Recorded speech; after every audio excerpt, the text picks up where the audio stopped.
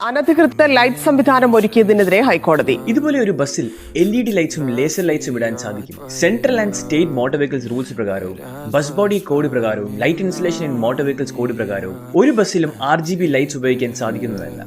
Bus body കോഡിന്റെ chapter 4 പ്രകാരം വളരെ ക്ലിയർ ആയി തന്നെ പറയുന്നുണ്ട് എന്തൊക്കെ തരത്തിലുള്ള ലൈറ്റ്സ് ആണ് ഡാഷ്ബോർഡിലും അതുപോലെ തന്നെ പാസഞ്ചർ ക്യാബിനും ഡ്രൈവർ ക്യാബിനും ഒരു ബസ്സിന്റെ പുറത്തും ഉപയോഗിക്കാൻ സാധിക്കുന്നത്. നമ്മൾ ടൂറിസ്റ്റ് ബസ്സുകളിലൊക്കെ പൊതുവെ കണ്ടുവരുന്ന RGB കളറിലെ LED ലൈറ്റ്സും നിയോൺ ലൈറ്റ്സും ഫ്ലാഷ് ലൈറ്റ്സും ലേസർ ലൈറ്റ്സും ഒന്നും തന്നെ ഒരു ക്യാബിന്റെ അകത്തോ ബസ്സിന്റെ പുറത്തോ ഉപയോഗിക്കാൻ സാധിക്കുന്നതല്ല. ഇപ്രകാരമുള്ള ലൈറ്റ് ഫിറ്റിംഗ്സ് ഞാൻ നേരത്തെ പറഞ്ഞ നിയമങ്ങളെല്ലാം തന്നെ ലംഘിക്കുന്ന കാര്യങ്ങളാണ്. Central and Kerala state motor vehicles rules പ്രകാരം ഇത്തരത്തിലുള്ള ലൈറ്റുകൾ ആ വാഹനത്തിന്റെ ഡ്രൈവറെയും റോഡിലൂടെ പോകുന്ന മറ്റു വാഹനങ്ങളുടെ ഡ്രൈവർമാർക്കും ബുദ്ധിമുട്ടുണ്ടാക്കുന്നതുകൊണ്ടാണ് നിയമവിരുദ്ധമായി കണക്കാക്കുന്നത്.